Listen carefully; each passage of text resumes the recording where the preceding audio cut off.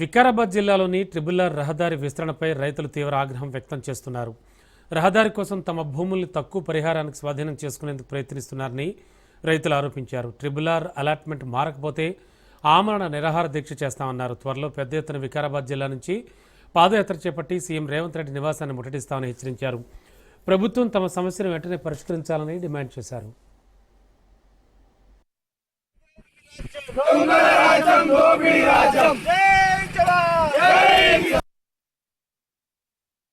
ఈ చాలా మంది నిరుపేద రైతుల కొరమే ఈ జేఏసీ ఏర్పడ్డది.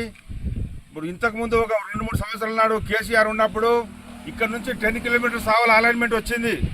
మరి ఇప్పుడు అది ఈ రేవంత్ రెడ్డి ప్రభుత్వం ఎందుకోరము ఇక్కడ మార్చిండు అని మీడియా వాళ్ళకి తెలుసు. వాళ్ళ భూములు పెద్ద మనుషుల భూములు కాపాడుకోవడానికి వచ్చిందని అందరికీ తెలుసు, మాకు తెలుసు, మీకు తెలుసు, పత్రికలకు కూడా తెలుసు.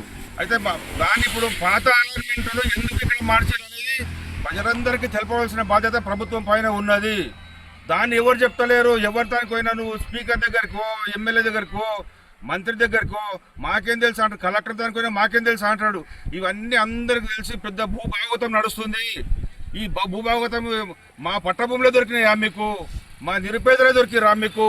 మరి పాత అలైన్మెంట్ ఎందుకు మార్చినారో సమాధానం ఎవరు కూడా చెప్తలేడు, ఏ మంత్రి చెప్తలేడు. ముఖ్యమంత్రి దానికి పోతుందా, ఇది పోతలేదా? దయచేసి మీడియా ప్రతినిధులు ముఖ్యమంత్రి ధరకు తీసుకెళ్లారని మనవి చేస్తున్నాము. మేము నిరుపేదల రైతులము. ఈ అలైన్మెంట్ మార్చి పాత అలైన్మెంట్కి తీసుకుపోవాలి. మారవకపోతే 8 రోజుల మేము పాదయాత్ర చేస్తాం. మా వికారాబాద్ డిస్టిక్ మూమెంట్ నుండి స్టార్ట్ అవుతుంది. కొడంగల్ వరకు మా వికారాబాద్ డిస్టిక్. అక్కడ పాదయాత్ర చేస్తాం. రేవంత్ రెడ్డి ఇంటికి పోతాం. ఆయన ఇంటి ముందు కూర్చుంటాం, కొట్లాడతాం, ప్రాణత్యాగం చేస్తాం. ఒకవేళ మా మీద మందించకపోతే ప్రాణత్యాగం చేసి అక్కడ చనిపోతాం. ఆయన మనం చనిపోయినాక వచ్చి మా భూములు ఎక్కడెక్కడ పోతాయో అలా వాతి పెట్టి రోడ్ వేసుకోమని మా పిల్లల బాధ్యత ఏమున్నా ఆయనదే.